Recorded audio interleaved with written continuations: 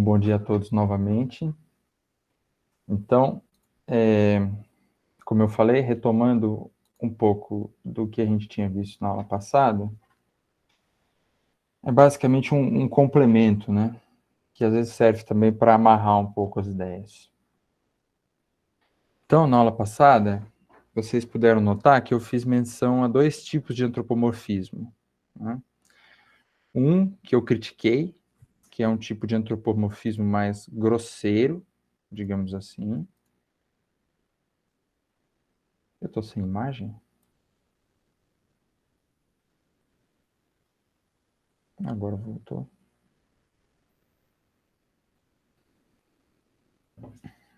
Então, um antropomorfismo mais grosseiro, que foi o que eu critiquei. E que é aquele antropomorfismo,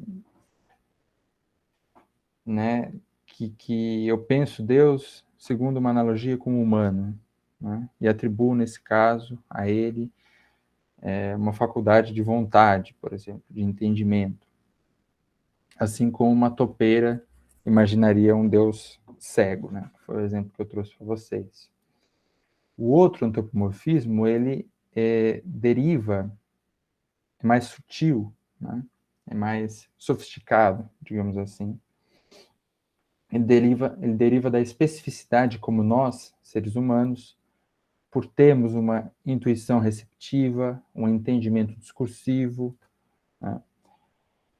Nós necessariamente constituímos, fazemos parte com essas formas, a priori, da intuição, do entendimento, da nossa própria experiência, de alguma forma.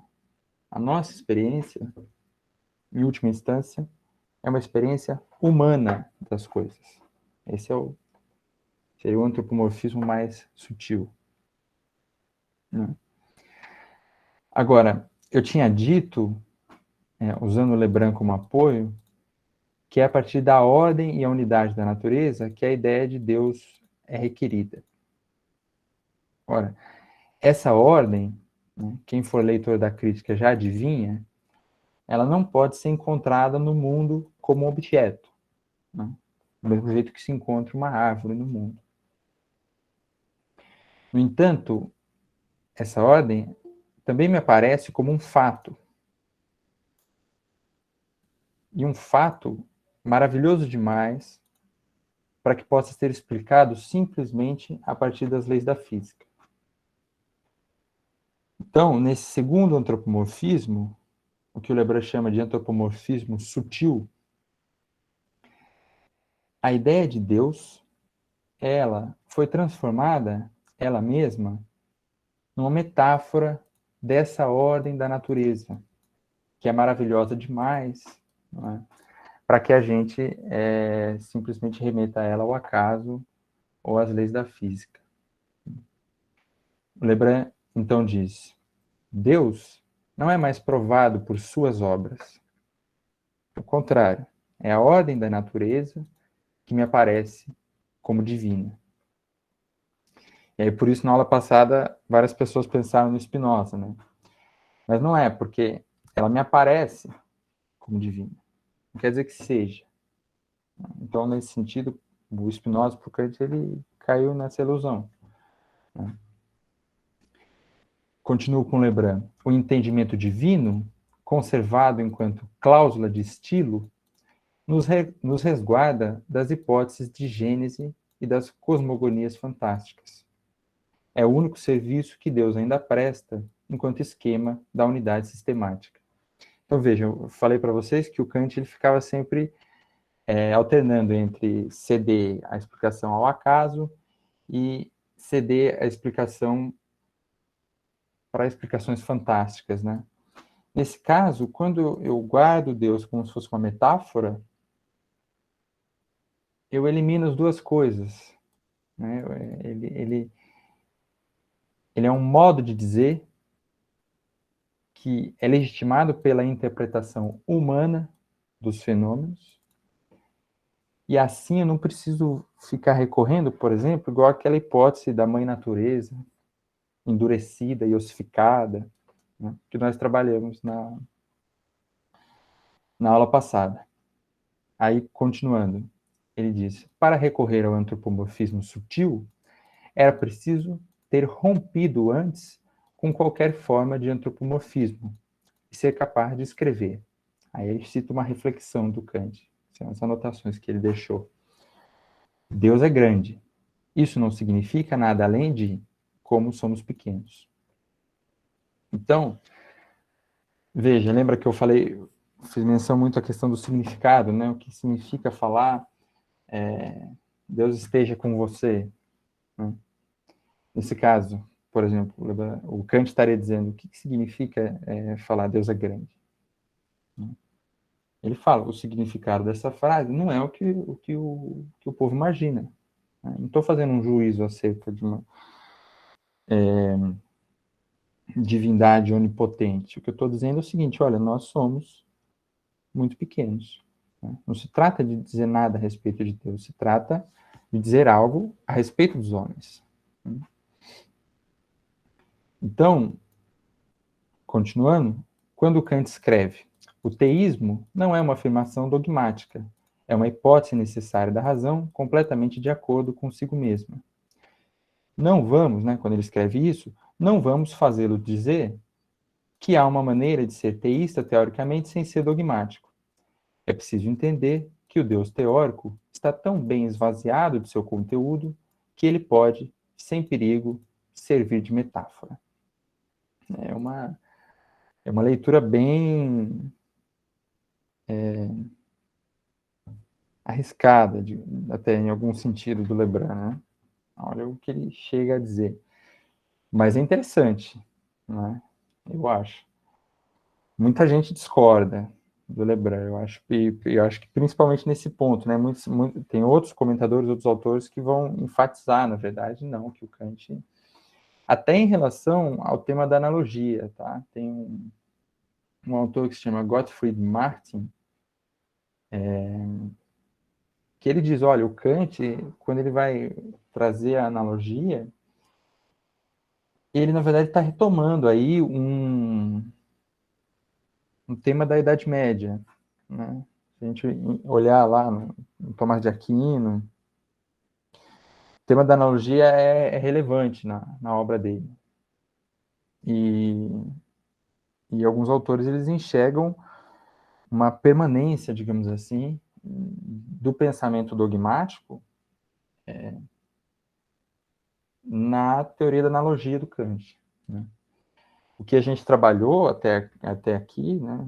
E aí vocês veem também que são opções que a gente faz, né? Baseado nas teorias que a gente escolhe, de algum modo, mas tenta não escolher arbitrariamente, né? Justifica as opções interpretativas que a gente faz. A gente viu, na verdade, tentou ver o contrário, né? O como que a teoria da analogia, ela só existe, na verdade, esse é um ponto do curso, ela só existe porque o Kant rompeu com a tradição em diversos aspectos, né? E acho que isso vai ficar mais claro também hoje.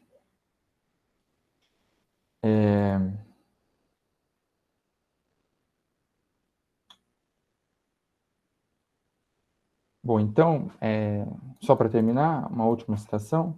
O Leber diz: a solução está à vista, se a finalidade técnica, em lugar de ser considerada apenas como um modo de explicação insatisfatório, mesmo se inevitável, torna-se um símbolo necessário da explicação racional.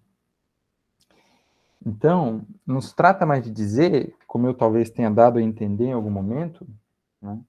Até porque também é possível identificar, quanto a esse ponto, uma transformação no pensamento do Kant. Não se trata mais de dizer que a gente recorre à linguagem da finalidade porque a gente não consegue explicar esses objetos, né? Na verdade, e eu acho que em textos pré-críticos, mais a gente pode tirar essa interpretação do Kant. E muita gente até tira essa interpretação da própria crítica da faculdade de julgar, mas o que o Leber está dizendo, ele fala, olha, não é bem isso. O que acontece é que a finalidade técnica é um símbolo necessário da explicação racional humana. Então, não é como se, dado que a gente não consegue explicar mecanicamente esses objetos, a gente aparece com outro modo explicativo, né? Não, esse modo explicativo ele é constituinte da nossa racionalidade, né? Por isso, a ideia de um antropomorfismo sutil, né? Bem no fundo, com pano de fundo. Essa ideia do pano de fundo vai ficar na aula de hoje, né? De algumas formas. Bom, então, dito isso, que eu acho que talvez sirva para amarrar um pouco a aula passada, eu vou entrar no tema da aula de hoje. E aí eu tinha dito a vocês que a gente discutiria um pouco do que é a Mathesis Universalis, ou matemática universal, né? E com isso, eu pretendo apresentar a vocês como o estudo do tema da analogia se conecta a um debate mais amplo sobre a própria constituição de diferentes modos de pensar, de diferentes configurações epistêmicas e como essas diferenças são lidas pela história da filosofia. Então, vou marcar alguns problemas de interpretação quanto a esse ponto, né? Mas eu não vou tentar abordar essa questão frontalmente. Vou chegar e falar, olha, Mathesis Universalis é isso, né? Não pretendo dar uma definição pacífica do que seja a Mathesis Universalis.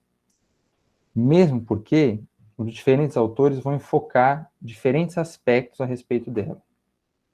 Então, diria que na aula de hoje a gente vai colocar um pouco, de um lado, o Lebrun e o Foucault, e do outro, o Russell e o Heidegger.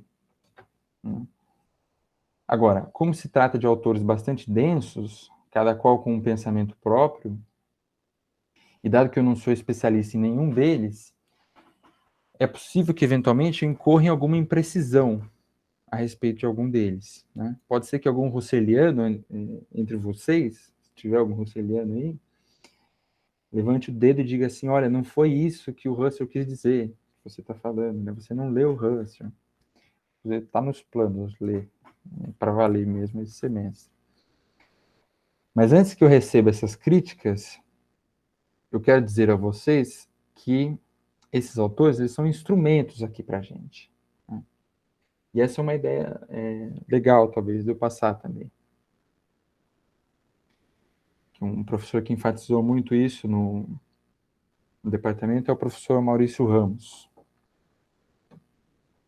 Mas, bom, enfim, só fazendo um parênteses, vocês percebem, né, que ao longo da minha exposição, a referência aos professores do departamento da USP, né? Então, o curso é quase que que faz parte da formação, né? Quase que fica uma colagem entre as diferentes influências que a gente recebeu, né?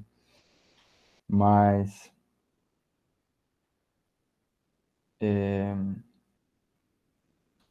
essa ideia de que a gente pode usar os autores como instrumentos para a gente pensar, né? Porque aqui a gente não está visando a obra do Heidegger, do Russell, do Foucault como fins da nossa reflexão. A gente está tentando pensar um problema, né?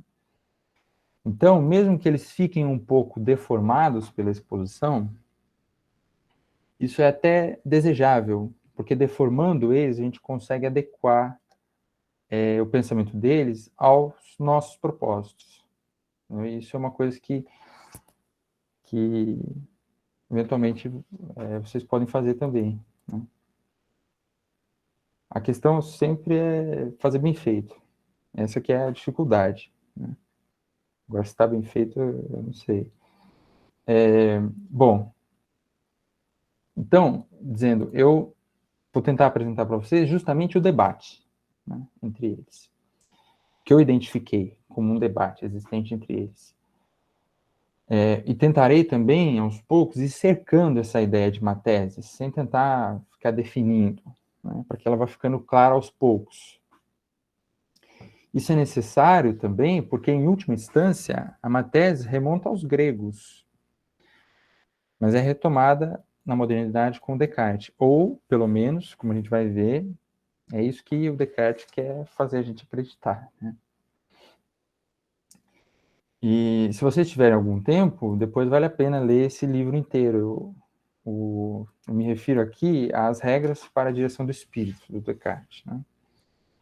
Mas o nosso tema de hoje, ele está ali, em especial, na regra 4, é onde ele anuncia a matemática universal como tendo sido dobrada pelos gregos.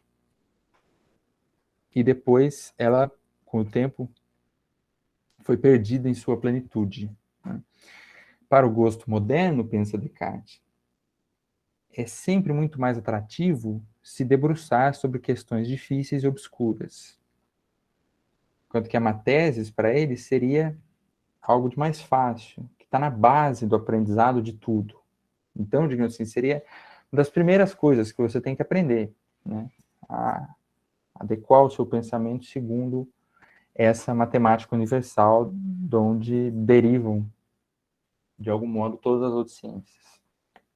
Então, eu trouxe um trecho lá da regra 4 para a gente situar um pouco, né? Porque depois, todos os outros autores eles vão falar da matese em relação a a regra 4, né? Então ele diz assim: houve, enfim, alguns homens muito engenhosos que se esforçaram no nosso século por ressuscitar a mesma arte, pois a que se designa com o bárbaro nome de álgebra não parece ser outra coisa, contanto que apenas seja de tal modo liberta dos múltiplos números e inexplicáveis figuras que a complicam, que não mais lhe falte aquele grau de perspicácia e facilidade extremas que, por suposição nossa, devem existir na verdadeira matemática. Visto que esses pensamentos me levaram dos estudos particulares da aritmética e da geometria para uma investigação aprofundada e geral da matemática, interroguei-me, antes de mais nada, acerca do que todos entendem exatamente por essa palavra, e por que é que não apenas as ciências, de que já se falou, que se dizem parte das matemáticas, mas ainda a astronomia, a música, a ótica, a mecânica e muitas outras. Não basta aqui considerar a origem da palavra, uma vez que o termo matemática tem apenas o sentido de disciplina. As ciências acima citadas não têm, ao menos, direito, menos eu acho só, né? As ciências citadas acima não têm menos direito do que a geometria à designação de matemáticas. Como vemos, não há quase ninguém, desde que tenha apenas pisado o limiar das escolas, que não distinga facilmente entre o que se lhe apresenta, aquilo que pertence à matemática e o que pertence às outras disciplinas. Refletindo mais atentamente, pareceu-me, por fim, óbvio relacionar com a matemática tudo aquilo em que apenas se examina a ordem e a medida, sem ter em conta se é em números, figuras, astros, sons ou em qualquer outro objeto que semelhante medida se deve procurar. E, por conseguinte, deve haver uma ciência geral que explique tudo o que se pode investigar acerca da ordem e da medida, sem as aplicar a uma matéria especial. Esta ciência designa-se não pelo vocábulo suposto, mas pelo vocábulo já antigo e aceite pelo uso de matemática universal, porque esta contém tudo o que contribui para que as outras ciências se chamem partes da matemática. Então, o autor sugere, né, veja que é ordem, medida, ciência da ordem e da medida. O autor sugere, de certa maneira, que o pensamento moderno acaba por resgatar, né, essa atitude que podia ser encontrada entre os antigos. Ele primeiro fala da álgebra, né, como se fosse uma retomada. Mas reparem que essa matemática universal, ela é definida em termos bastante genéricos, né? A ordem, a ciência da ordem e da medida.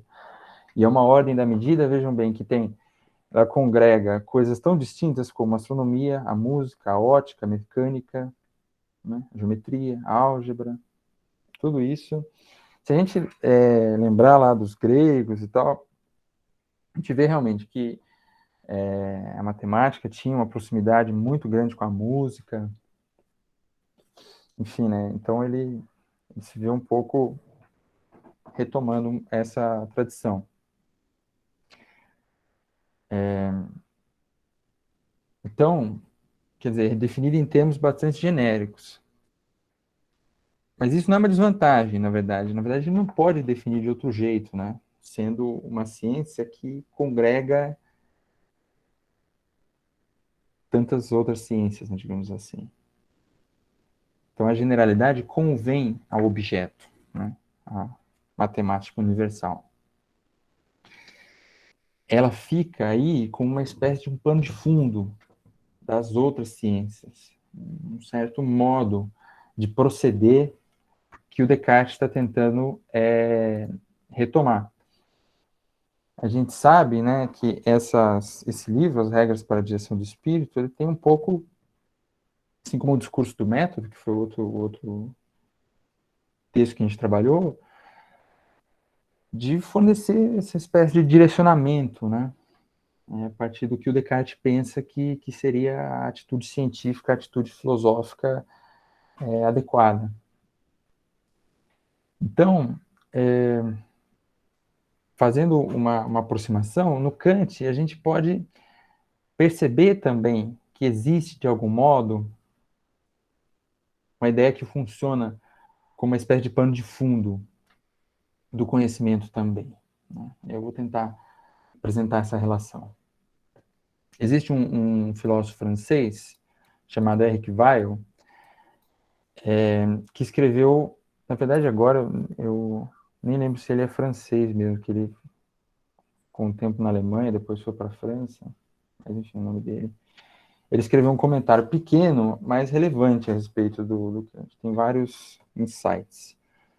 O livro se chama Problemas Kantianos. Tem uma tradução para o português, eu acho que pela editora Realizações. Mas eu não tenho essa edição, então é o traduzido do francês mesmo.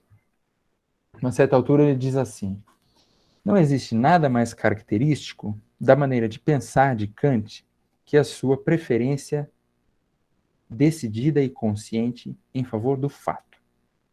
Tanto a crítica da razão pura quanto a da razão prática se fundam sobre o reconhecimento de um fato irredutível. Primeiro, que precisa ser compreendido. A ciência é um fato, a lei moral no homem é outro.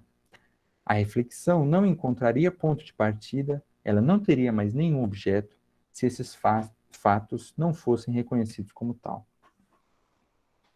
Então, a ciência é um fato, a lei moral é outro fato.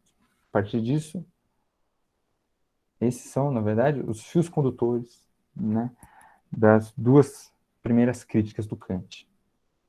A primeira crítica seria o desdobramento da explicação das condições de possibilidade da física, da matemática, da lógica, né, que eram saberes constituídos à época do Kant. A segunda crítica, então, investigaria de sua parte a lei moral. Né. Mas essa ideia ela pode ser expandida. Né. Afinal de contas, o Kant é famoso por investigar as condições de possibilidade não só da física, mas de toda a experiência possível. É isso que indica a noção do a priori, muito trabalhada, se eventualmente alguém já fez algum curso de Kant, ou mesmo na escola, né, eles falam a priori, a priori. Que serve para indicar esse conceito que a subjetividade, no fim das contas, é constituinte do mundo objetivo. Lembra daquela ideia da antropologia sutil? Né? A priori é um pouco isso. São as coisas que nós trazemos. É o aporte que o sujeito traz nas coisas. Né? Um pouco como Kant diz no segundo prefácio da Crítica da Razão Pura, ele diz assim: nós colocamos nas coisas aquilo que nós nelas conhecemos. Essa ideia fica ilustrada um pouco do seguinte modo. Lá no segundo prefácio, Kant diz: quando Galileu fez rolar suas esferas em um plano inclinado, com um peso por ele mesmo escolhido, ou quando Torricelli fez com que o ar suportasse um peso que ele acreditara de antemão ser igual ao de uma coluna de água por ele conhecida, ou quando Stahl, em tempos mais recentes, transformou metal em cal, a esta novamente em metal, simplesmente retirando e devolvendo algo a esses materiais. Assim, ocorreu uma luz a todos os pesquisadores da natureza. Eles compreenderam que a razão só entende aquilo que ela mesma produz segundo seu projeto, e que ela tem de colocar-se à frente com os princípios dos seus juízos segundo leis constantes. E forçar a natureza a responder às suas perguntas, em vez de apenas deixar-se conduzir por ela, como que puxada por uma corda. Pois, do contrário, as observações, contingentes e feitas sem nenhum plano previamente concebido, não seriam articulados sob uma lei necessária, algo que a razão busca e necessita. Então,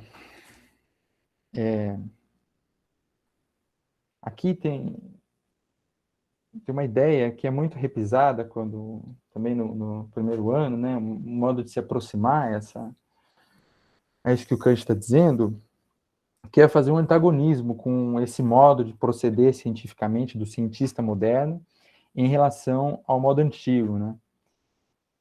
Que um professor do ensino médio diria? Diria assim, olha, o modo antigo ele era baseado na contemplação da natureza, né?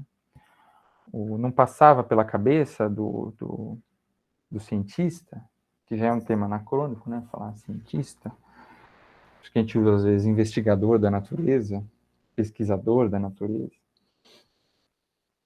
Não passava pela cabeça dele elaborar um plano igual ele está dizendo que o Galileu fez, que o Torricelli fez, né? Ele ficava ali observando a natureza e observava simplesmente o que as coisas aconteciam. E aí, a partir disso, ele elaborava algumas explicações das observações que ele fez. Ele não forçava a natureza a dizer o que ele queria. Porque exatamente quando a gente faz um experimento, é isso que a gente faz. A gente força, né, a natureza a responder uma determinada coisa. A gente coloca ela num modo de funcionamento, né, são as condições do laboratório, digamos assim. Então, só que essa explicação, a gente vai ver, é uma explicação um pouco redutora, né? A gente pode começar com ela, mas é complicado a gente ficar só aí, né? Então, se a crítica começa se espelhando nessas inovações trazidas por esses cientistas, ela certamente não para aí, pois é preciso, de algum modo, explicar como é possível essa nova atitude em relação à investigação da natureza.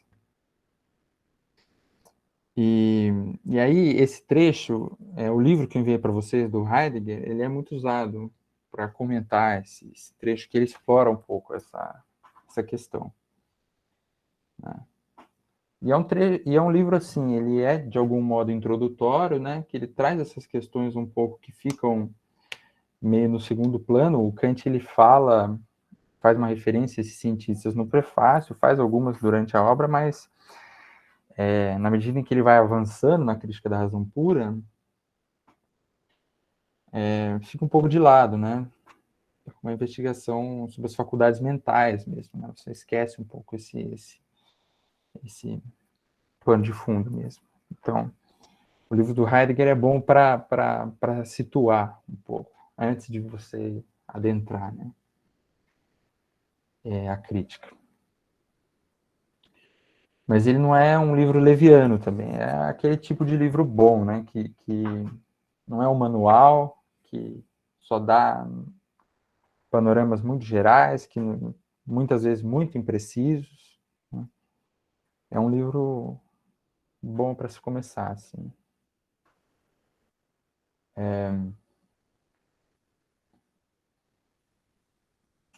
Então, naquele trecho que eu enviei a vocês, o Heidegger ele começa por situar a atitude científica moderna em relação à atitude medieval e antiga, como já assinalei. Mas ele argumenta que não basta que a gente justifique essa atitude moderna como sendo baseada na observação dos fatos, né? Como se agora a gente estivesse atento aos fatos. Antes a gente estava simplesmente sendo alheio, de alguma forma, à observação e querendo somente sobrepor à natureza uma teoria que não leva em conta, realmente, as experiências, os fatos, né? Só que o que acontece é que a observação dos fatos, ela é... Dá para a gente pensar que a ciência em outras épocas foi feita sem as observações dos fatos? Não dá, né? Então, não basta a gente apelar para um tipo de empirismo difuso para justificar a atitude da ciência moderna. Existe algo a mais aí.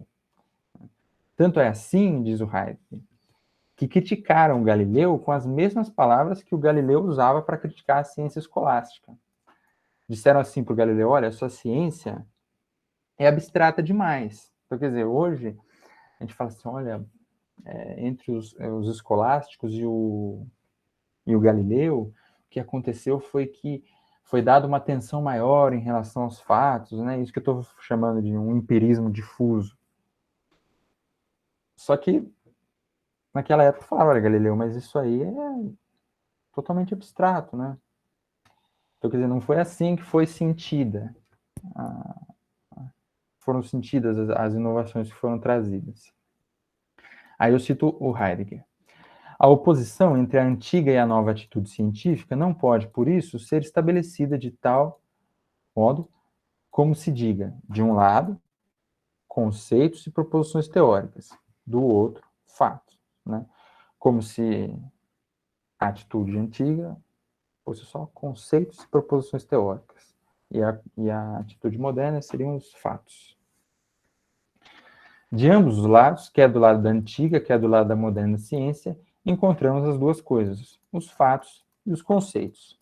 Mas o decisivo é o modo e o processo como os fatos são concebidos e os conceitos são avaliados.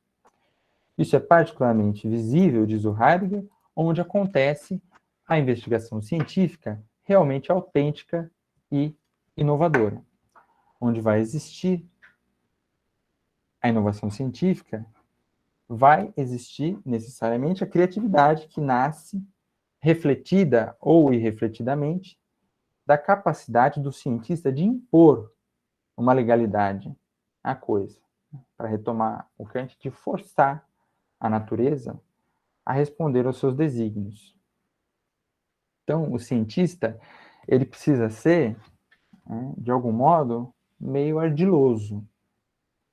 Não é à toa, então, que o herói da dialética do esclarecimento, né, principalmente lá nos primeiros capítulos, é Ulisses, da Odisseia, que é conhecido por ser esse sujeito esperto, né?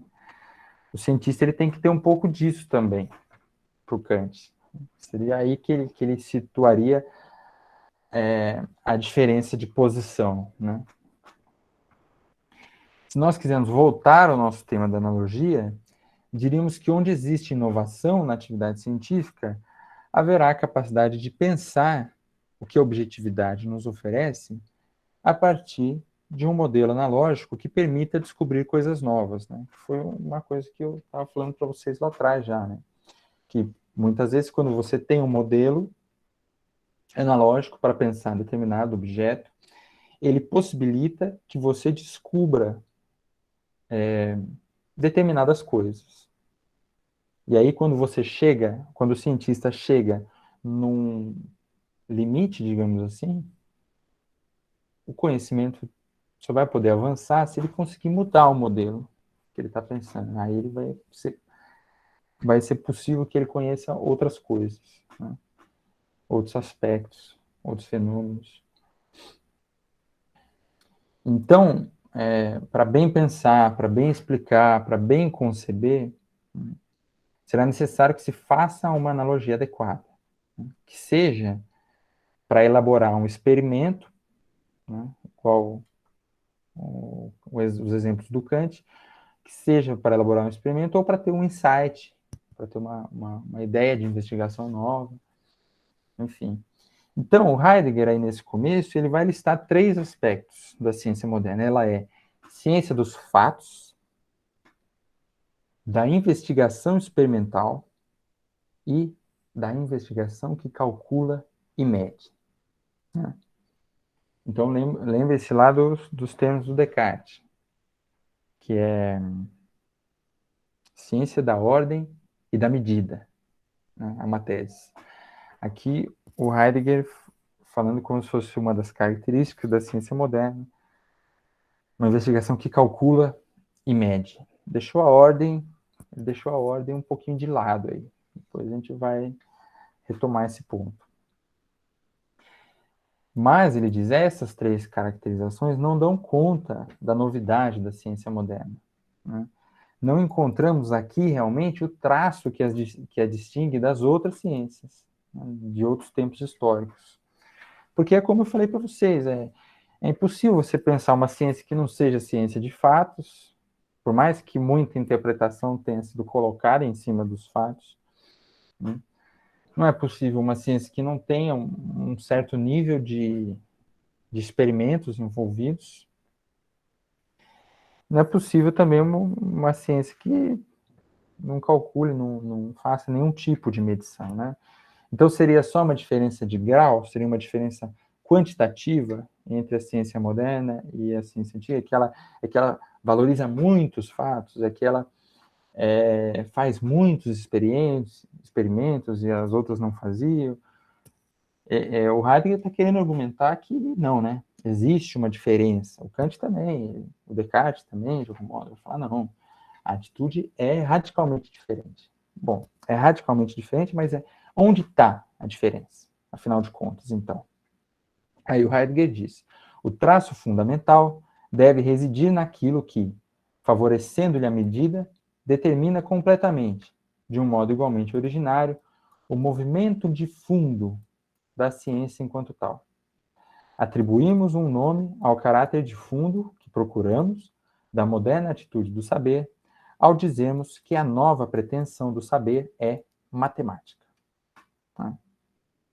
E aí, então o novo saber ele é matemático. Só que a gente não pode se enganar e achar que ele está falando da disciplina matemática, da coisa que a gente faz com o número e tal, né? Igual o Descartes já tinha deixado claro que a matemática universal era algo muito mais amplo, né, que o que a gente entende no senso comum por matemática, né? Então, mais para frente, o Heidegger diz, a própria matemática é uma configuração do matemático. Quer dizer, o que ele está chamando de matemático, assim como o Descartes chamava de matemática universal, é algo muito mais amplo que a matemática. Então, o Heidegger ele enreda numa discussão etimológica a respeito do termo grego usado para matemática, né? E a partir disso, ele ressalta lá alguns sentidos do termo, em ensinar, aprender, tomar. Se vocês quiserem, depois pode dar uma olhada lá no trecho que eu mandei. O que eu acho legal é que esse tomar que ele fala, é um tomar, remete um pouco à ideia do Kant também, de forçar a natureza a responder, né? Mas, se vocês se lembrarem, o Descartes fala lá nas regras para a direção do espírito. Não vamos numa discussão etimológica, não, porque o termo não diz muita coisa. Então, eu também não vou entrar na discussão etimológica do Heidegger. Interessa-nos mais quando Heidegger dá um exemplo do que ele está entendendo por matemático. Ele diz assim: o matemático é aquele acerca das coisas que já conhecemos verdadeiramente, de modo antecipado. Lembra lá, o Kant ele fala um plano prévio, né, para fazer o experimento. O cientista moderno ele tem um plano prévio, isso que o outro cientista não tinha. Então, o matemático é aquele acerca das coisas que já conhecemos verdadeiramente de modo antecipado.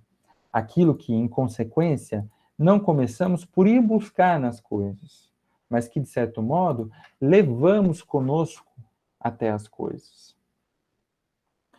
A partir daí, podemos já compreender por que motivo o número, por exemplo, é qualquer coisa de matemático. Vemos 3 cadeiras e dizemos, são 3. O que é o 3? Não nos é dito pelas 3 cadeiras. E dizemos, são 3. Eu li errado. O que é o 3 não nos é dito pelas 3 cadeiras, nem sequer por 3 maçãs, 3 gatos, nem por quaisquer outras 3 coisas. Pelo contrário, podemos contar as coisas até 3, porque já sabemos o que é o 3. Assim, na medida em que conhecemos o número 3 enquanto tal, tomamos expressamente de qualquer coisa um conhecimento que, de certo modo, já possuímos. O número 3 é qualquer coisa de matemático. Então, percebam,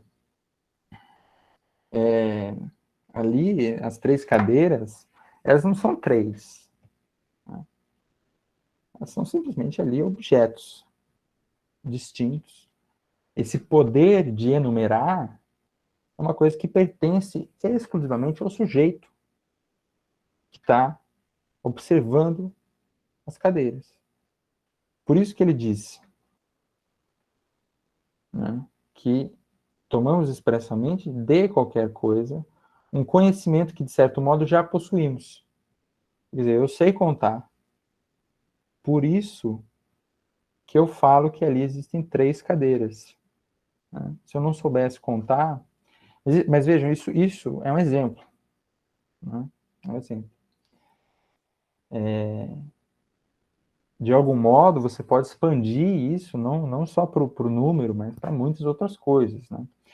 E é por isso que, só vou continuar, daí eu concluo. Né? Um pouco mais à frente ele diz, o matemático é a posição de fundo em relação às coisas, na qual as coisas se nos propõem, a partir do modo como já nos foram dadas, têm de ser dadas e devem ser dadas. O matemático é, portanto, o pressuposto fundamental do saber acerca das coisas. Então, continuando a reflexão que eu estava começando a fazer, é que isso que ele fala para o número, a gente expande, de algum modo, para o resto das coisas, né? Foi por isso que eu disse que, assim como o Amateses, lá no Descartes, parecia uma certa posição de fundo em relação às ciências, eu disse que o Kant também ele possui um tipo de posição de fundo ali, que eu estava chamando, que é o a priori, né, o que ele chama de a priori, e agora esse recurso do Heidegger permite, talvez, a gente avançar nessa relação de semelhança, né? Porque eu teria muita dificuldade em distinguir isso que o Heidegger está chamando aqui de matemático, né? Pelo menos até essa parte do texto, do que o Kant entende por a priori. E o a priori do Kant, veja bem, ele não serve só para matemática. De algum modo, toda a experiência possível, ela se refere a essas formas puras, são as condições transcendentais, né, da experiência. Então, peraí, o Heidegger está falando que a novidade da ciência moderna é o matemático. Só que na medida em que ele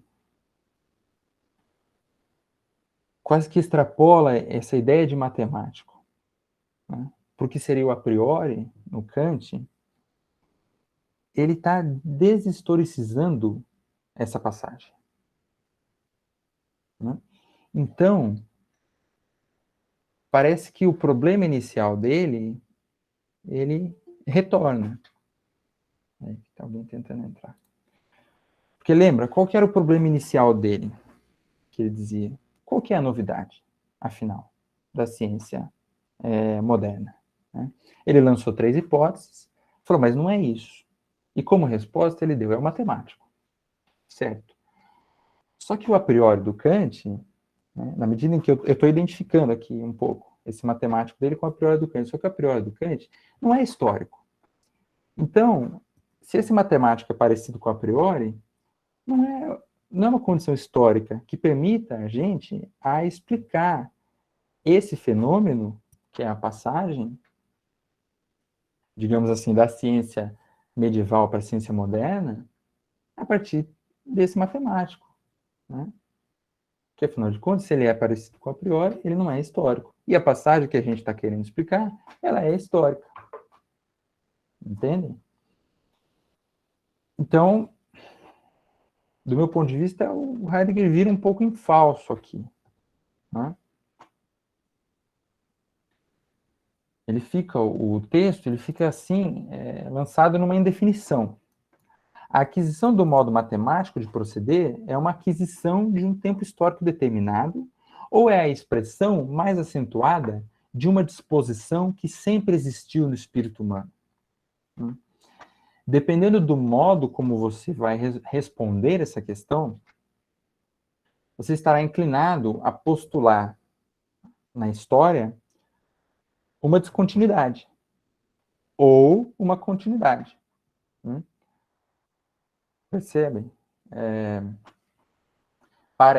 Me parece que o Heidegger está indo no sentido de postular uma continuidade. Né? E aí, agora, a gente vai trazer o Foucault para mostrar como que a gente pensa essa questão a partir da descontinuidade. E aí, eu tenho umas 10 páginas lá, né, a citação que eu trouxe para vocês. Eu vou acabar lendo só a primeira. Né? Porque aí, se tiver algum ponto que eu acho que mereça alguma explicação,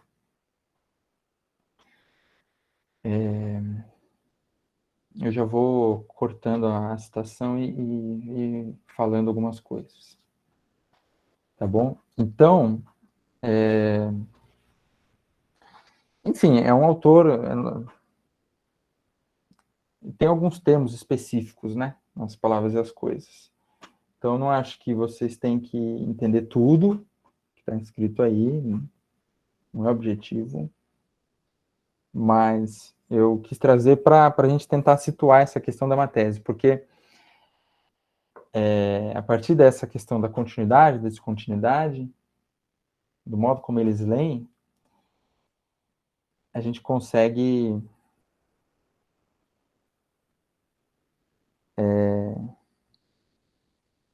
de algum modo situar bem por que eu tive argumentando com vocês que existe uma ruptura, né, com o Kant. O Foucault, ele tem um método que privilegia a ruptura, né, que tenta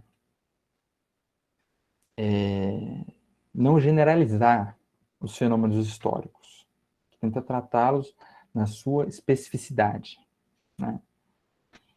E é um método que vai permitir para ele situar ali, entre o século XVII, XVI, né, que é o que ele chama de idade clássica. Então, quando falar de idade clássica, aí, não pensem que é a Grécia Antiga, né, de alguma forma. Mas existe algo também. Né? De algum modo, o Foucault também... eu usei muito Lebrun, né, na aula para falar da questão dos signos, do significado e tal.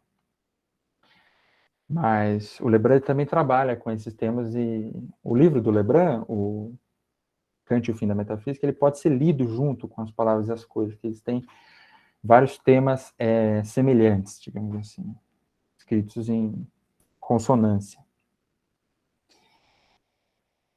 E uma das coisas que o Foucault fala, que é interessante a respeito dos signos, é como se, ele diz que a idade clássica, ela opera num regime de transparência do signo, né? Que é aquilo que eu falei para vocês na aula passada, eu acho, né? Em que o signo ele reenvia diretamente para a coisa, e por detrás de cada signo tem uma coisa, né? Com a mudança epistêmica que acontece, o significante, a palavra, né, o suporte material do signo, digamos assim, ele começa a ter relevância. Essa é uma das mudanças que o Foucault apresenta nesse livro, né? Ele pega, de algum modo, três áreas do conhecimento: a análise da riqueza, a vida e a gramática geral, né? Digamos assim, a economia, a biologia e a linguística, a gramática e tal. E ele mostra nesse livro como que esses saberes sofreram uma reestruturação bastante relevante, né? A história natural, não foi o que eu falei, né? Do domínio da biologia. Antes era história natural, vai se transformar em biologia a partir de um conceito-chave, que é o conceito de vida, por exemplo. A análise das riquezas vai se transformar, né, na economia, mas como a gente conhece, né? E a gramática geral vai se transformar na filologia. Ele investiga, de algum modo, qual que foi a mudança subterrânea no pensamento que conseguiu produzir essas mudanças epistêmicas, digamos assim. Essa mudança subterrânea que eu falo, né, tectônica, é o que ele chama de epistemé, né? Não uma mudança, né, mas o que existia, né? Existia uma epistemé e deu-se a passagem para outra epistemé. E o Kant tem um papel fundamental nisso, né, de algum modo, a questão do transcendental, né? Então, vou começar a leitura. Projeto de uma ciência geral da ordem, teoria dos signos analisando a representação, disposição em quadros ordenados das identidades e das diferenças. Assim se constituiu, na Idade Clássica, um espaço de empiricidade que não existira até o fim do Renascimento e que estava condenado a desaparecer desde o início do século XIX. Ele é para nós, hoje, tão difícil de restituir e tão profundamente recoberto pelo sistema de positividades a que pertence o nosso saber, que, durante muito tempo, passou despercebido. Deformamo-lo e mascaramo-lo através de categorias ou de uma distribuição que são nossas. Pretende-se reconstituir, ao que parece, o que foram nos séculos XVII e XVIII as ciências da vida, da natureza ou do homem.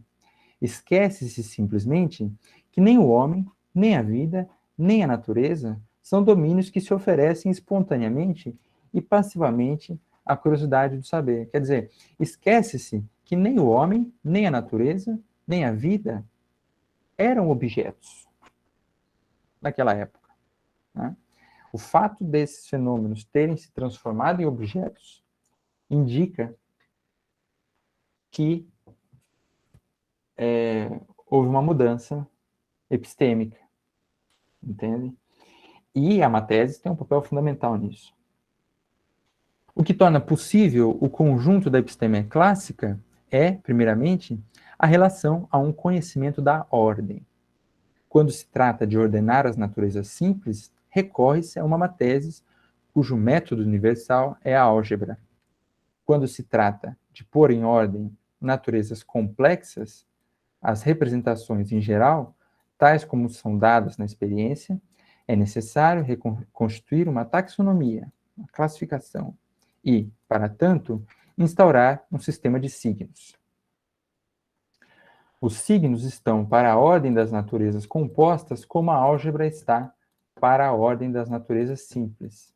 Mas, na medida em que as representações empíricas devem ser suscetíveis de se analisar como natureza simples, vê-se que a taxonomia se reporta inteiramente à matese. Em contrapartida, posto que a percepção das evidências é apenas um caso particular da representação em geral, pode-se dizer igualmente que a matese não é mais do que um caso particular da taxonomia. Do mesmo modo, os signos que o próprio pensamento estabelece constituem como que uma álgebra das representações complexas. E a álgebra, inversamente, é um método de conferir signos às naturezas simples e operar sobre esses signos. Aí ele coloca um esquemazinho aí, né? Então vejam. Pode-se dizer igualmente que a matese não é mais do que um caso particular da taxonomia. O que ele está dizendo? De algum modo, a matematização é um caso particular da ordem, né? nessa ciência. Então, vejam, lembra que eu falei que o Heidegger ele deixa um pouco de lado a ordem, né? Ele fala da medida e da matemática, se não me engano. Ele não fala de ordem, né? Enquanto que o Foucault está dizendo assim, olha, na verdade, a gente está muito acostumado a pensar nessas ciências sobre essa ideia da matematização, né? Mas, lembrando lá do Descartes, ele dizia já o que deixava entender que o que importa mais, na verdade, é a questão da ordem, né? A matemática, nesse sentido, o matemático, né, para o Foucault, seria muito mais a capacidade de ordenar as coisas, estabelecer um regime onde eu consiga, de alguma forma, colocar uma coisa em relação à outra, né? E como a gente viu, a analogia é justamente esse exercício de colocar uma coisa em relação à outra, né? E justamente o que eu falei para vocês acerca do dogmatismo é que o dogmatismo colocava as coisas umas em relação às outras sem se perguntar, né, o que tornava possível uma aproximação entre essas coisas. Olha, é justamente isso, né, que era a matese, de algum modo. Essa condição é dada pelo que a gente está chamando aqui de mateses, que é para eles, para esses filósofos dogmáticos, como que o ar que eles respiram, né? Não existia a possibilidade deles colocarem essa questão, porque essa questão de você se perguntar em que sentido uma analogia tem sentido, ela deriva justamente de você se colocar criticamente, crítica no sentido da crítica do Kant, né? De você justamente se perguntar pela condição de possibilidade, o que torna essa analogia possível, né? E é justamente por isso que o Foucault, eu falei que ele privilegia as rupturas, né? E justamente isso que ele vai dizer, olha, não existia um pensamento crítico aqui, tá?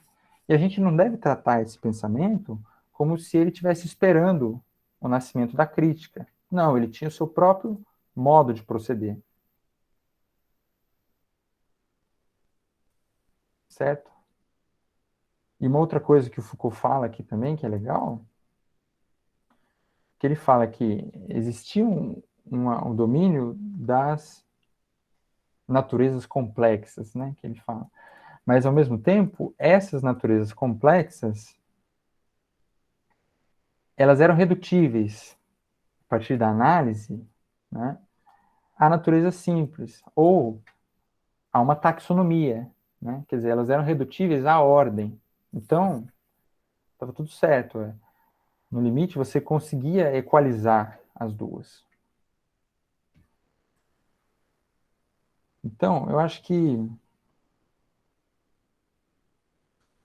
vou seguir depois do esqueminha. Ele diz: mas não é tudo. A taxonomia implica, ademais, um certo contínuo das coisas, uma não descontinuidade, uma plenitude do ser, e uma certa potência da imaginação que faz aparecer o que não é, mas permite, por isso mesmo, trazer à luz o contínuo.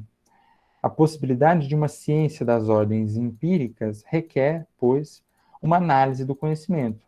Análise que deverá mostrar de que modo a continuidade escondida e como que difusa do ser pode constituir-se através do liame temporal de representações descontínuas. Então, quer dizer, era um regime do saber, do conhecimento, que priorizava a continuidade. A mesma régua para os fenômenos, mesmo a partir das representações descontínuas. Ele descortinava, ele classificava, e com isso ele conseguia trazer à luz uma continuidade. Daí a necessidade, sempre manifesta ao longo da Idade Clássica, de interrogar a origem dos conhecimentos. É o meu fone que está fazendo barulho, pessoal? Na hora que eu paro de falar, ele... Bom.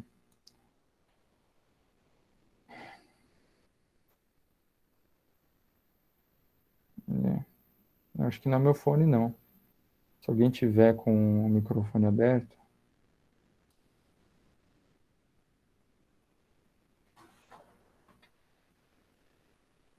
Eu não sei por que a câmera está desligando. Bom, então eu vou continuar. Onde eu estava? Então, eu estava dizendo, daí a necessidade sempre manifestada ao longo da Idade Clássica de interrogar a origem dos conhecimentos. De fato, essas análises empíricas não se opõem ao projeto de uma tese universal, como um ceticismo a um racionalismo, né? Elas eram envolvidas nos requisitos de um saber que não se dá mais como experiência do mesmo, mas como estabelecimento da ordem. Então, o Foucault enfatiza muito essa questão da ordem, que a gente não viu enfatizada no Heidegger. Aí eu vou avançar mais um pouco, que eu estou interessado em mostrar para vocês aonde que o Foucault, como é que ele vai começar a anunciar a descontinuidade para o próximo, para a próxima episteme.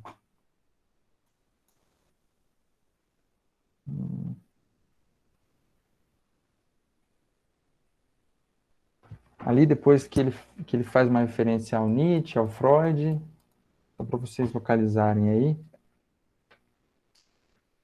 ele diz assim: em todo caso, a episteme clássica pode se definir, na sua mais geral disposição, pelo sistema articulado de uma matese, de uma taxonomia e de uma análise genética. As ciências trazem sempre consigo o projeto mesmo longínquo de uma exaustiva colocação em ordem. Apontam sempre para a descoberta de elementos simples e de sua composição progressiva. E, no meio deles, elas formam um quadro, tableau, exposição de conhecimentos, num sistema contemporâneo de si próprio. O centro do saber, no século XVII e XVIII, é o quadro.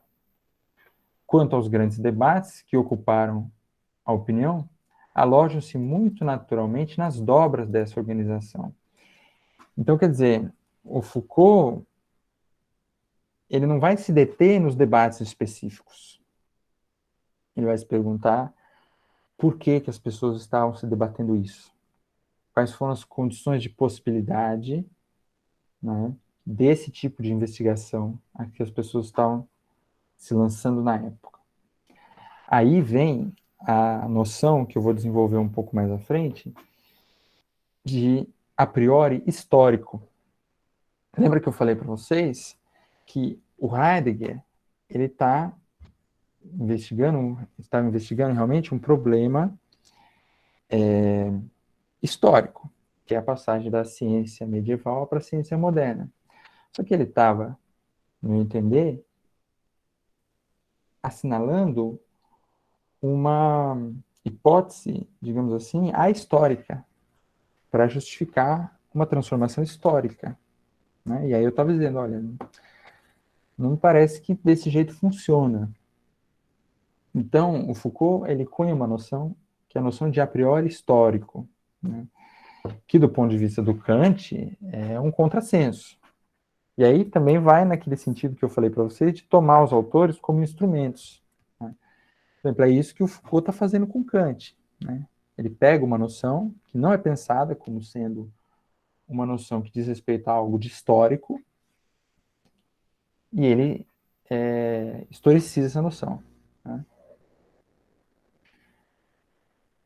Então, continuando, pode-se perfeitamente escrever uma história do pensamento na época clássica, tomando esses debates como pontos de partida ou como temas.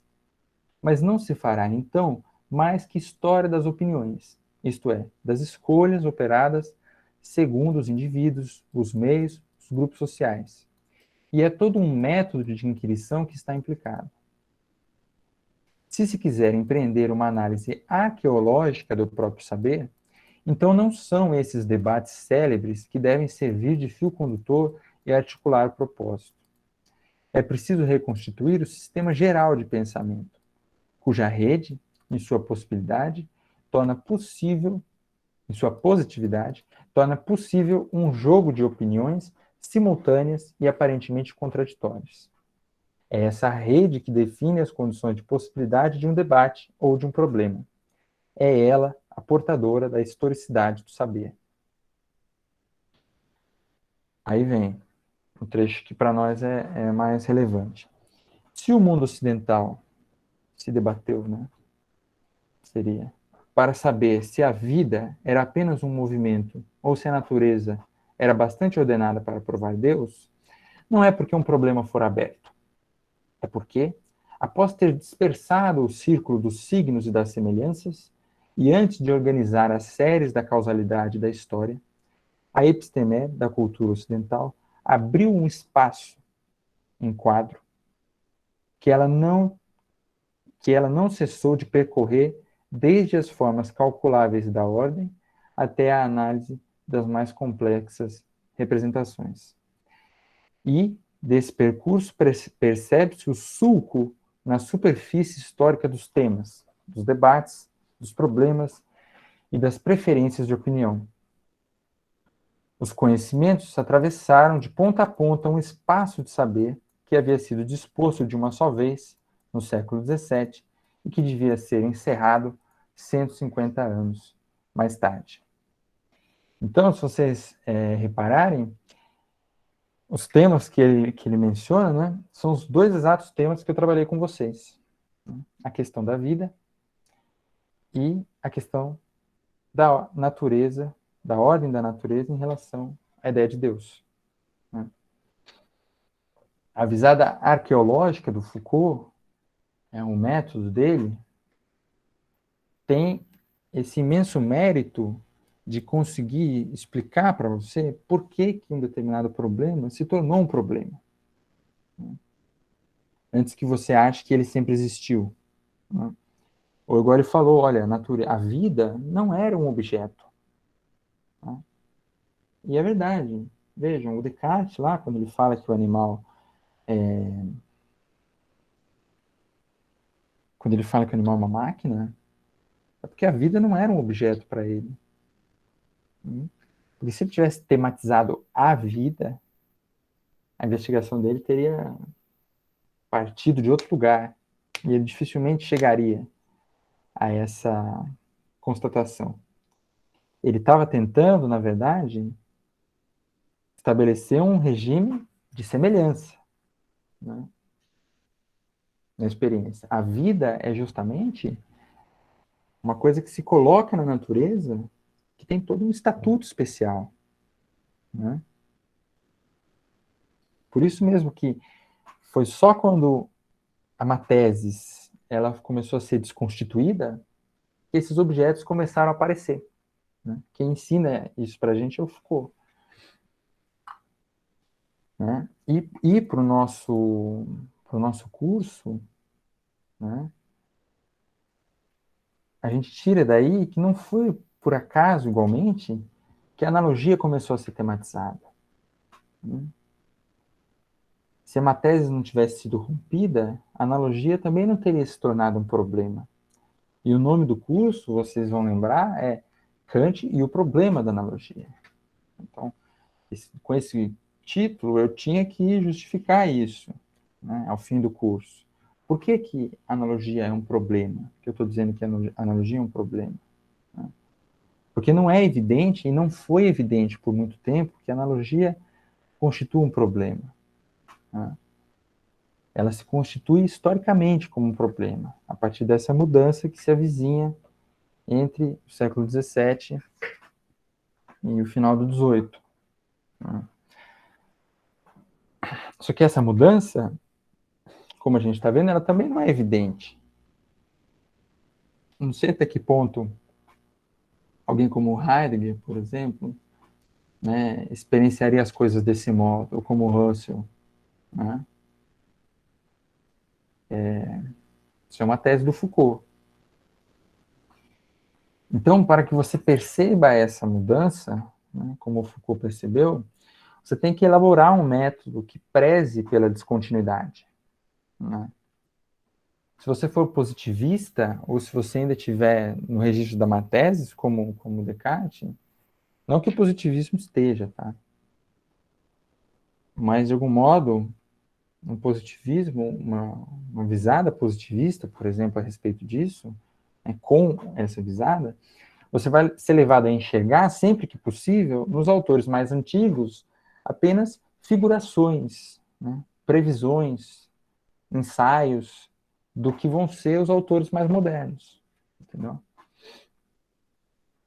Então, é nesse sentido, né, o Lebrun, que a gente trabalhou no Kant e o Fim da Metafísica, ele tem um artigo muito interessante acerca da crítica embutida no livro do Foucault à fenomenologia.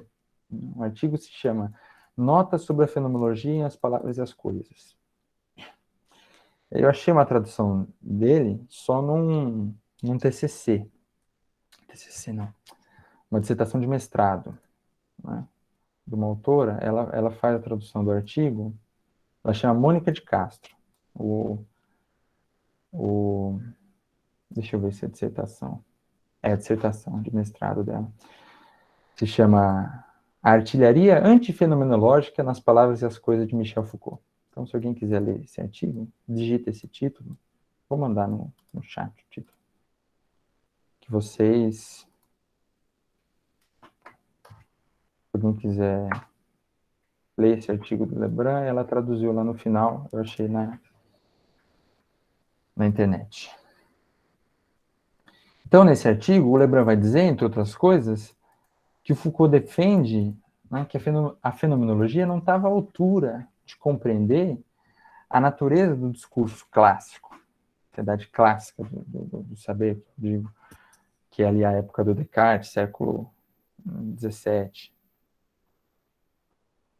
Né? Então, se ele está dizendo que a fenomenologia não conseguia compreender o discurso clássico, e como a gente viu, né, se uma tese é muito importante para ele para compreender essa epistemé, então ele está dizendo que a fenomenologia erra, a fenomenologia do Russell, no caso, erra no modo como ele entende a matese. Né?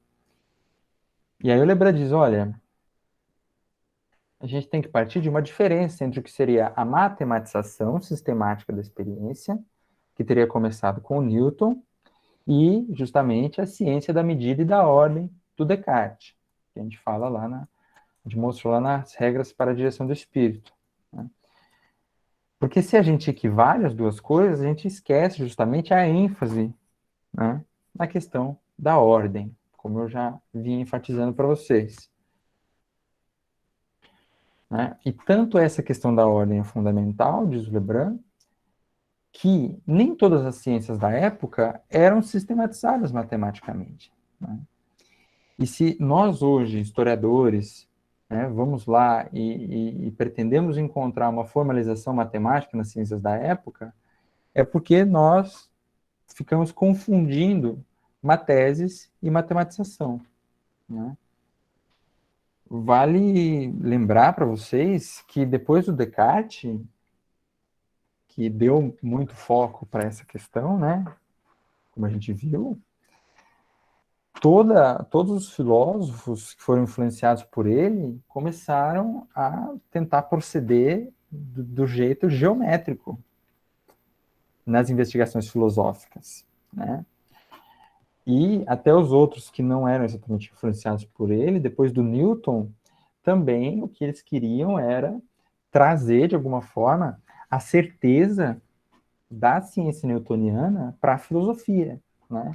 E o Kant teve que suar muito a camisa ali para tentar falar para essa galera, olha, matemática é uma coisa, o modo de proceder da matemática é o modo de proceder da filosofia é outro. Ele escreveu até um ensaio no período que a gente chama de pré-crítico, né? Distinguindo essas duas coisas. E na crítica da razão pura também a gente encontra esse esforço do Kant de... Quer ver? Eu vou até achar aqui. De diferenciar as duas coisas.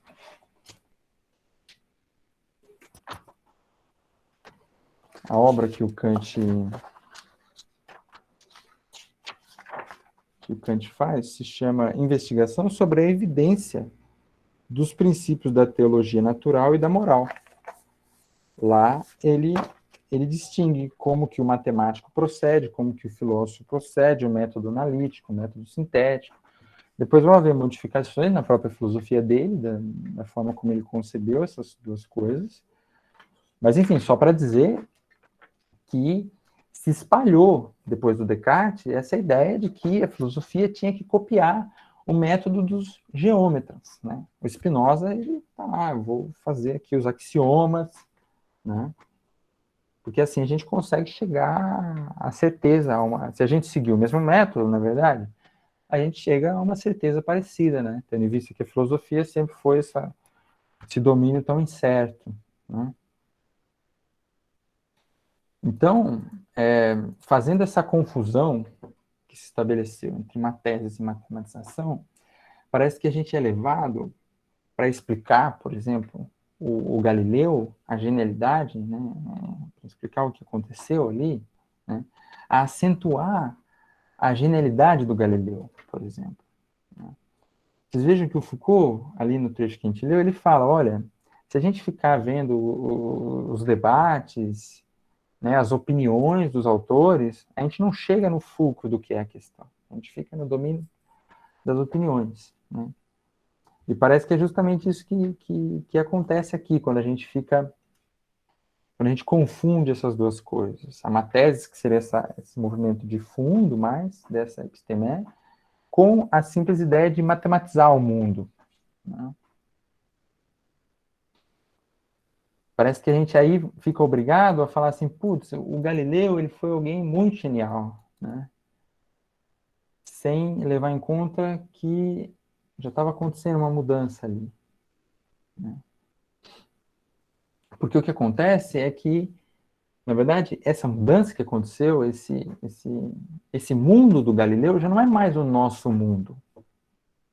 Então, a gente perde um pouco, né, o paralelo, né? O que é um anacronismo na história, né? De algum modo. É o historiador falando para você que é impossível você fazer uma analogia da sua época, do modo como você pensa, em relação ao modo como se pensava naquela outra época. Porque o nosso modo natural de proceder é pensar assim, olha, tudo bem, naquela época não tinha carro, mas tirando isso, né, as pessoas pensavam mais ou menos da mesma forma, né? Só que não é assim que funciona. E por isso que o método do Foucault é legal, porque ele enfatiza a especificidade. E quando a gente diz ali, ou tenta enfatizar, né, como Heidegger fez, e eu falei para vocês, que o Galileu também, a ciência dele foi chamada de abstrata pelos seus contemporâneos, né, a gente vê que aí a gente encontra um pouco o eco dessa percepção, né? Do tipo, olha, o Galileu estava sendo muito genial, ele estava fazendo uma coisa totalmente absurda para a época, né? Só que, na verdade, o Lebrun diz, o Galileu, ele mal se deu conta de que ele estava lançando certas hipóteses ali, né? Que ele estava colocando para a experiência um regime geral de inferências, pensando a coisa toda de um outro modo, entendeu? Na cabeça dele, ele estava procedendo algo naturalmente, assim, não é? Era um pouco como o ar que ele estava respirando.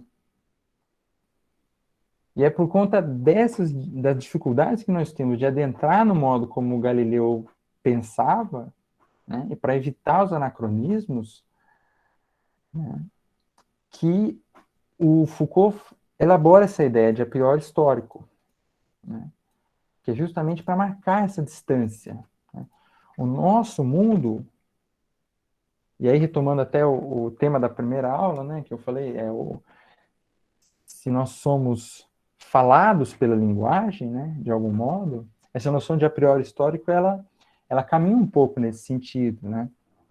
Quer dizer, existe algo do pensamento do século XX que, inevitavelmente, participa do seu modo de pensar e que você não pode se furtar dele, ou é muito difícil que você se furte. Quer dizer, você precisa fazer um exercício grande para não ser engolido pelo modo de pensar do seu tempo, né? Igual eu tentei argumentar com vocês na primeira aula que o Kant conseguiu fazer esse exercício, né? E a partir dessa ideia de a priori histórico, ele respeita, né, a especificidade do modo de pensar de cada tempo histórico, né? Então ele não vai achar, igual uma ideia positivista, que o pensamento clássico é uma filosofia transcendental em potência, como se todos eles ali, como se o cogito do Descartes estivesse ensaiando o sujeito transcendental kantiano. Vai falar, não, é outra coisa. Não tinha o mínimo resquício do sujeito transcendental no Descartes. Até porque não é uma escadinha, é uma ruptura que aconteceu, né? Tipo, na leitura do Foucault. Então, aquele modo de pensar que não distinguia os objetos, senão segundo a quantidade, que não receava fazer as inferências, que dispunha os objetos como que num quadro sem profundidade, né, e comparava eles, né, comparava os objetos à torta e à direito, né, esse modo de pensar da Matesis não era percebido por eles como tal, né. O que o Foucault, a gente está chamando de Matesis, era para eles o ar que eles respiravam, né? A gente usa essa palavra um pouco para marcar a diferença de uma coisa que já não é o modo como a gente pensa. E, mais, aí é um ponto interessante, por outro lado, se esse regime de equivalências da Matesis, né, parece tão estranho a nós, tem de pensar um pouco mais, ele é estranho e não é, né? Ele é estranho para quem vai estudar isso um pouco, assim, entende como que o nosso saber se estrutura hoje. Mas, como eu tentei mostrar para vocês em diversos momentos também, quando a gente se abandona no senso comum, digamos assim, a coisa mais comum que existe é aproximar, fazer analogias totalmente irresponsáveis, né? Que seria um pouco o modo como se fazia analogia, como se pensava naquela época, né? Mas então, se esse regime de equivalências parece inadequado para nós hoje, diz o Lebrun, é porque nós estamos tão impregnados de kantismo que somos levados, com toda a ingenuidade, a transformar todo autor clássico estudado em qualquer um que tenha podido ou devido adivinhar a problemática transcendental, né? Qualquer que seja o alcance que se decida dar a ela. Quer dizer, então, o nosso senso comum, de alguma forma, hoje, se ele não é mais, se ele não pertence mais a uma tese, ele é, de algum modo, kantiano, né? Então tá aí também mais uma utilidade, digamos assim, de vocês conhecerem e estudarem a obra do Kant, quanto a esse tema e quanto a outros temas também. Certo, pessoal? Foi esse o nosso curso. Hoje a gente encerra e espero que vocês tenham gostado. Como eu disse para vocês, eu vou encaminhar um formulário depois para vocês darem suas impressões. Agora eu posso dizer também que foi o primeiro curso que eu lecionei, então vocês foram meus cobaias um pouco. Por isso eu agradeço a presença de todos que ficaram aí até o fim. E é isso, se tiver alguma pergunta, pode encaminhar pelo chat ou falar.